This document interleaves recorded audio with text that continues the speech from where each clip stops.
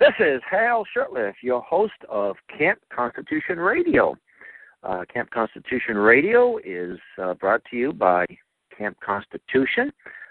Among other things, Camp Constitution runs an all-volunteer family camp.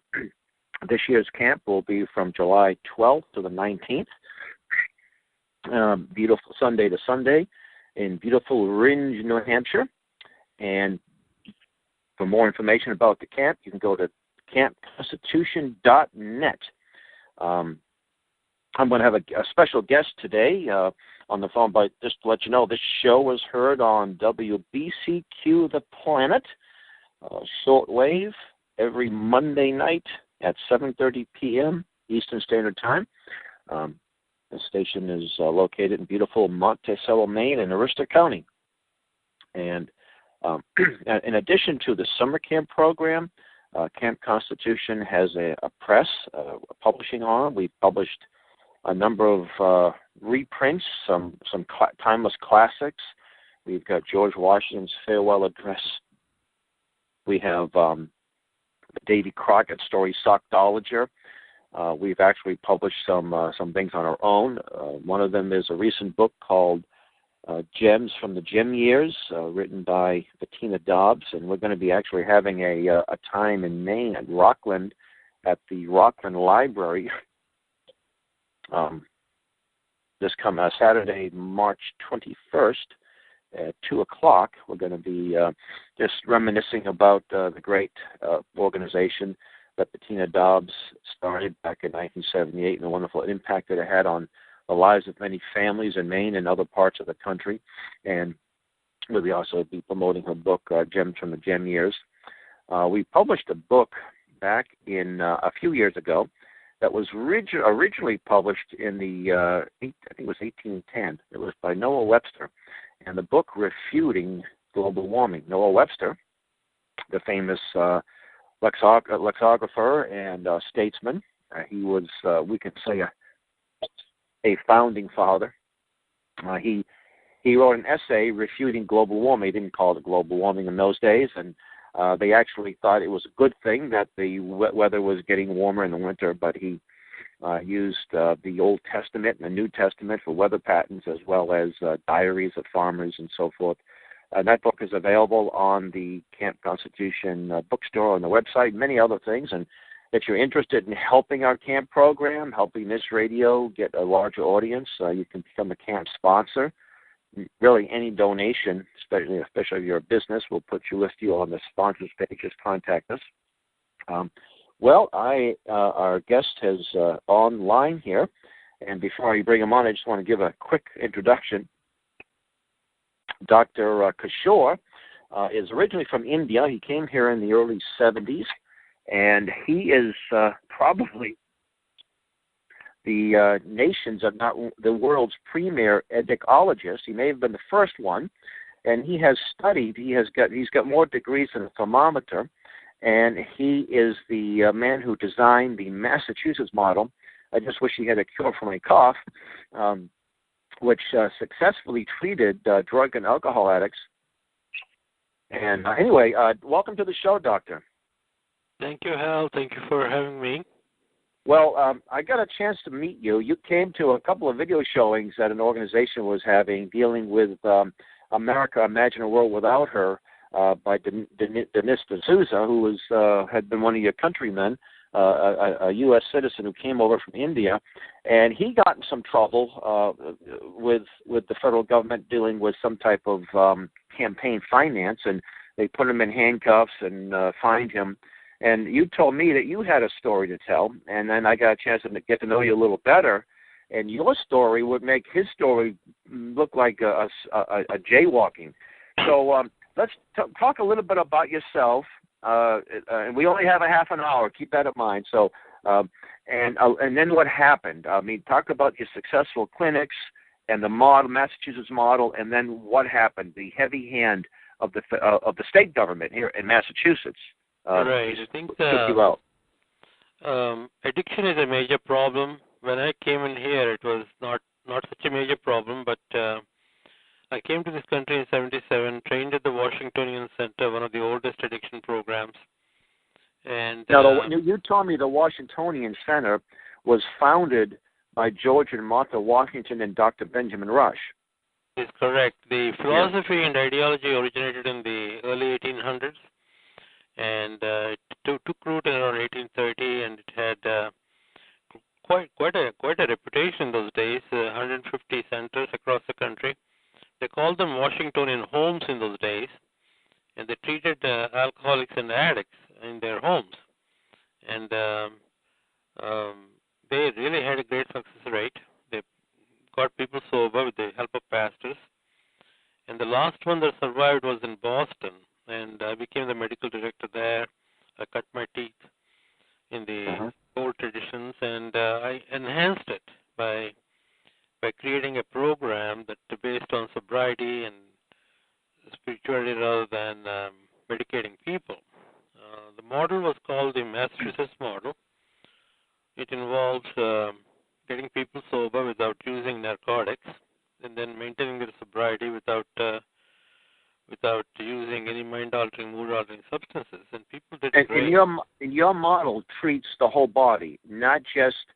You mentioned when you spoke at a presentation recently. You mentioned the three other models, and these all basically either dry you out, but it doesn't treat the whole body. And you pointed out that an alcoholic or a drug addict has a sick body. It's not just the heroin or cocaine or the booze that they're ingesting, but they've got vitamin deficiencies, they've got mental deficiencies.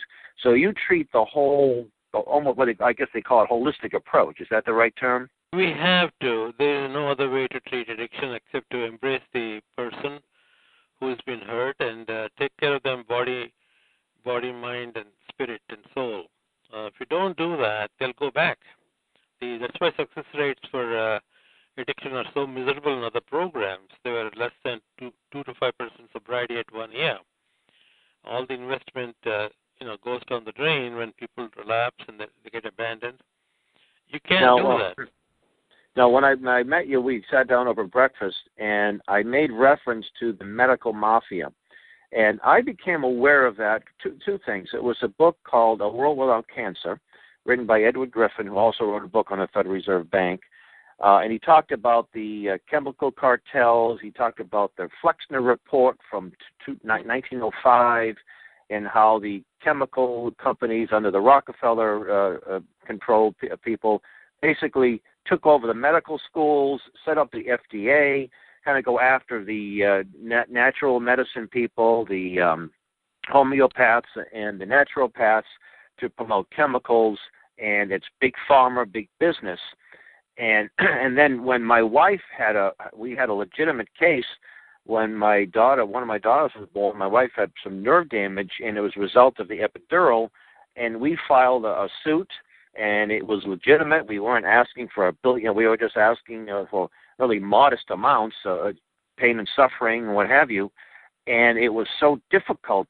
We were told that you couldn't get any doctors within greater Northeast to test. You had to go to the Midwest to find somebody, and it was just a horrible ordeal, and we ended up having to drop the case. And so I got my hands full of this, and you created this model that was pennies on the dollar. It saved the taxpayers thousands, millions of dollars for all the people you treated, and then they went after you. So explain the success rate and your clinics, and then the justification to why the state went after you. The contrast between what I did and what was happening when I started my practice in 1991, 2 to 5% of the people who went to a detox or a rehab were staying sober, whereas in my practice, close to 37% were staying sober. The reason is very simple. We started with the very first thing that people don't like, which is withdrawal. Coming off of drugs is not easy, or alcohol is not easy. They get the horrors or the delirium tremens. And I had a successful, that's my name to fame. I took care of them without sending them to a hospital, and I took care of them outpatient.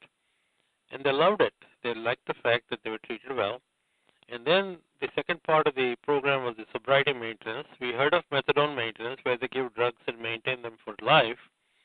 I did the same thing with sobriety maintenance, getting people sober and keeping them sober.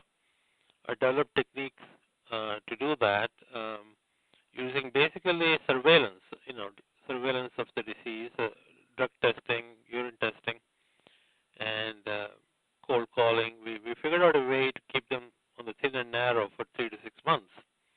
Once people got sober and stayed sober for 3 to 6 months, they have to say, I like this. I like my sobriety. To do that, we created a community, with churches, pastors.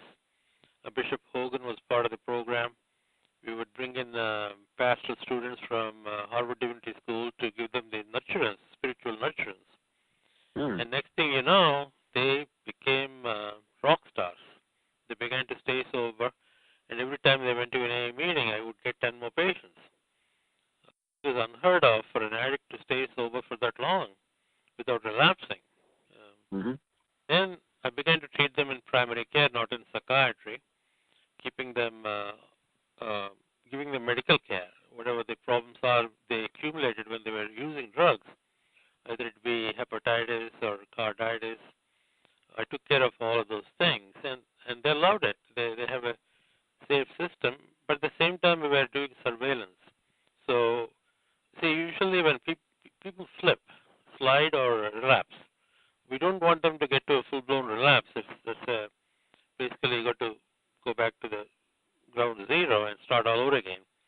So we caught them before they slipped by urine testing and hair testing and saliva testing and blood testing. We have a very sophisticated approach to recognizing the early signs of drinking or drugging. And bingo, we had a wraparound service. We called it the wraparound service. So they did great. They did great, and their families came in. We had a family practice.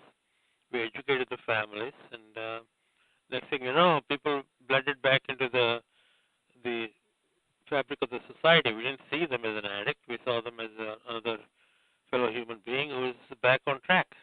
Now, how many people did you treat? Well, over the course of the practice, my practice was from 1991 to 2011, and we treated close to 250,000 patients. 250,000 patients. This is just in Massachusetts? This is just in Massachusetts, though people came in from contiguous states. We had people from Connecticut a little bit, Vermont, because our sites were closer to these borders, state borders. And how many clinics did you have around Massachusetts? We had a total of 52. 52 clinics. 52 clinics, and community friendly. We are in the local communities. We hired local. We hired people from the same area, so they knew the culture, and they adopted to the ecology. I call it ecology, for want of a better word. Right. So each community has its own idiosyncrasies.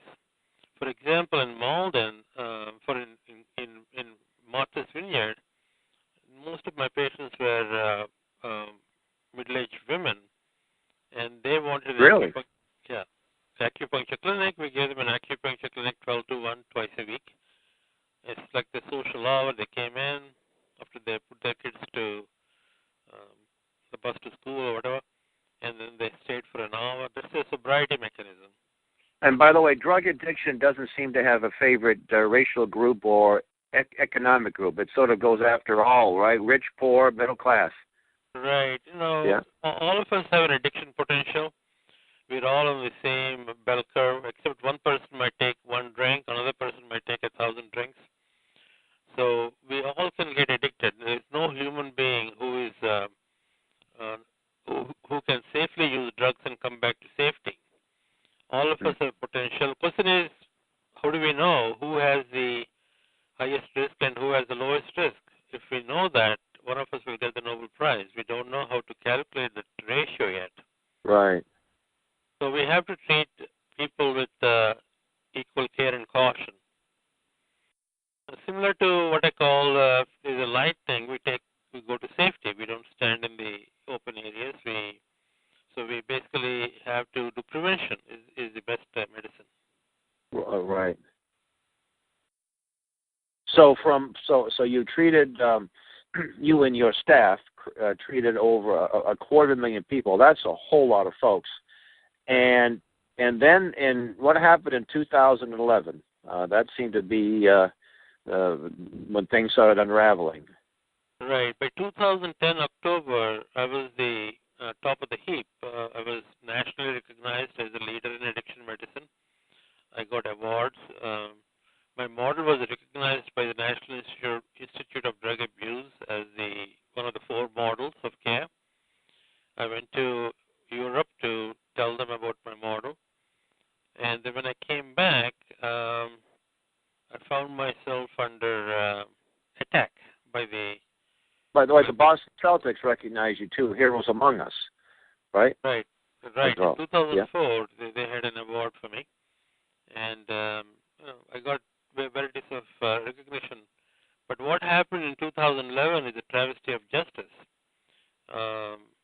Because of the enormous number of people who were coming, the state-sponsored methadone cartel and the Suboxone cartel were not getting enough patients. They were left without any patients because people were staying sober, happily, living their lives, and they stimulated somebody to attack me. They formulated a grand jury, and next thing you know, we had varieties of investigations, which we thought we can pass through. But all of a sudden, on September 20th, 2011, in the middle of the night, a SWAT team came to my house, including 20 state police troopers, 13 Brookline police troopers, dogs. They treated me like a drug lord or something. They probably would have treated a drug lord better than you. And I know this is radio, so they can't see you. You're about, 6'9", 300 pounds. You are a 10th degree black belt, Special Forces Delta operative, and you are proficient in every single conceivable small arms. Is that correct? Exact opposite. I'm 5'8", 190 pounds. Better doctor. So they took me out with all kinds of chains and took my shoulder out of place. And this is the strangest thing that happened to me. And next thing you know, the next day they had varieties of newspapers, TV stations, all covering this arraignment. All the publicity hurt my company, and I had to close it. I couldn't keep it open. And the next thing you know, all these people who were sober, 2,300 people who were staying sober with my help, were converted to methadone maintenance patients the very next day. I wonder how many people have died after they shut down your clinics. Because I remember just recently I heard a story on the radio saying that there's been an inordinate amount of drug overdoses in the South Shore and here and there. And in New Hampshire, just last week, or actually earlier this week, I guess the person at the Department of Health was talking about the heroin or the drug epidemic too. And you say you treated people in New Hampshire, so I wonder, for the sake of what the medical mafia going after you, I think they'd rather see people die. And you hate to say something like this, but what other conclusions can one draw? They'd rather see you shut down and people die than see you be successful and these people lose money. It makes me so upset when we talk about all these deaths because there are 46 deaths happening every single day. It's not just an epidemic; it's a crisis. It's a pandemic. Now, is this in Massachusetts alone or in the region? It's in the region, around 46 deaths. Massachusetts probably averages about 10 to 12 deaths of those. A day. A day. Of overdose. So you do that. Yeah. And if you multiply that by 365 days, that's a lot of folks. That's a lot of folks. We have outbeat motor vehicle accidents, fires, injuries. It's the number one cause of death in the state. And if you look at, like I say, someone who's high or drunk, and they get there, so sometimes they're not just hurting themselves; they're hurting a lot of other people, physically hurting them through accidents or what have you. And if they can't afford the drugs, they have to go out and steal or rob people and hurting others. So the consequences are really hard to. But you can imagine the economic and physical consequences of just shutting down your clinics. Absolutely right. I think these are young adults. Keep in mind, these are not older people who suddenly got into addiction. These are young adults in the prime of their life. They're 17, 18. There are about 13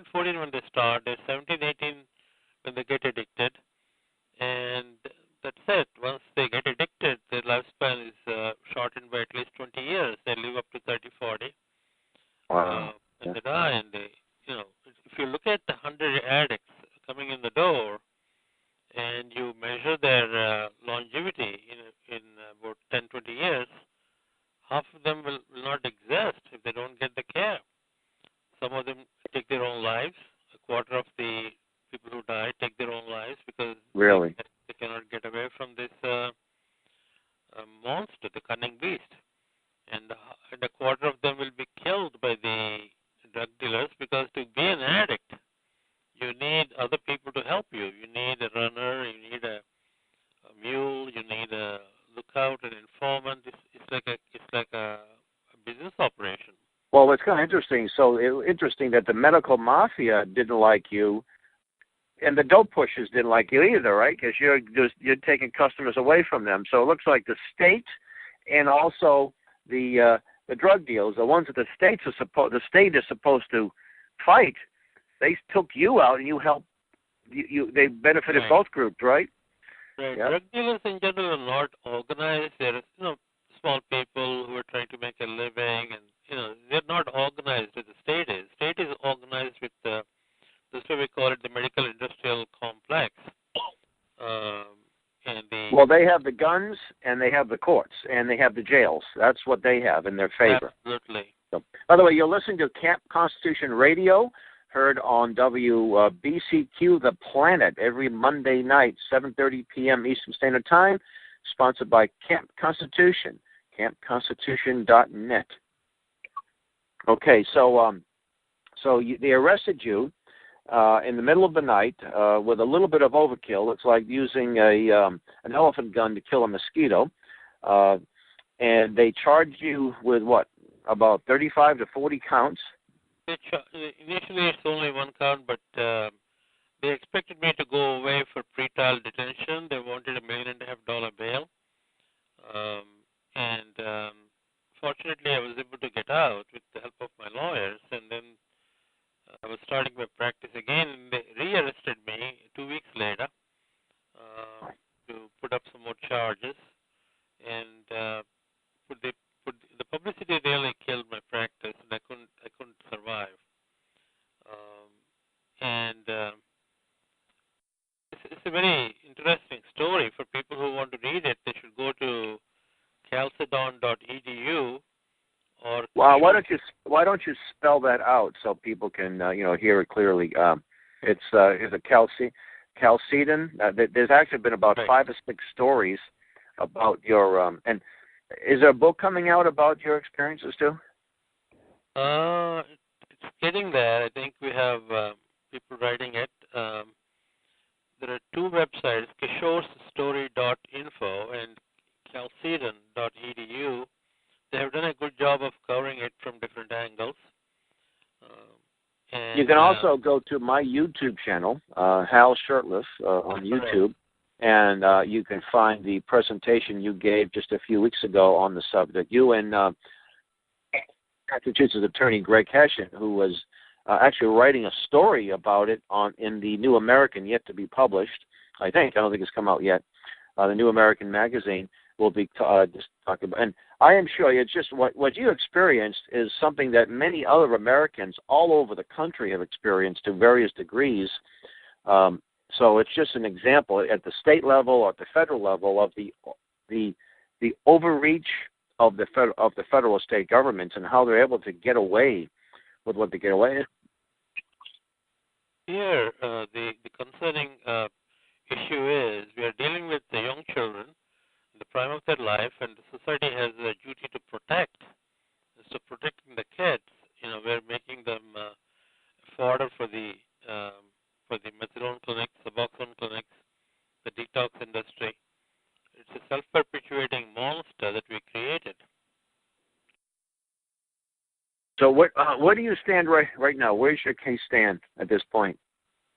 Because you were under house arrest. You told me you had to wear a bracelet, an anklet that caused some kind of physical ailment as well, right? You had radiation on you, basically. Right. I was on it for 1,400 days, and it affected my health, just like a cell phone affects the hearing. The bracelets on the ankle affect your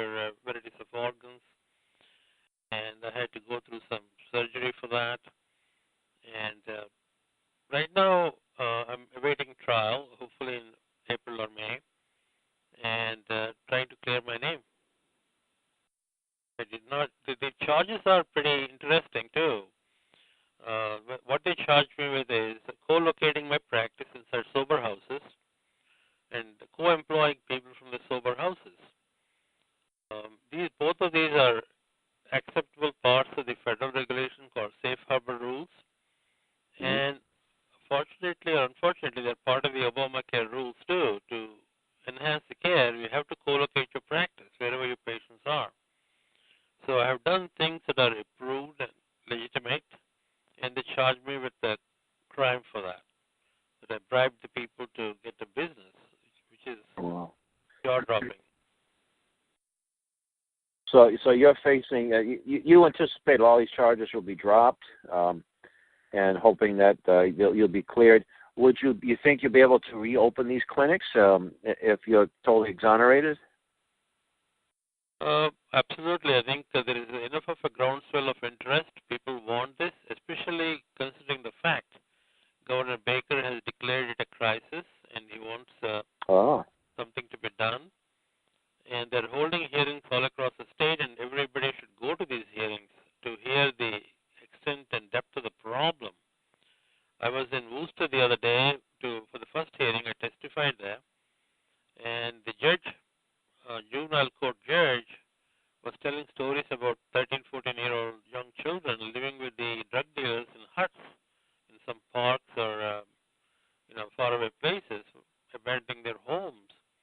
We got young children getting pushed into prostitution and the drug trade. We have the soft underbelly of the society is getting exposed here, and we can get hurt.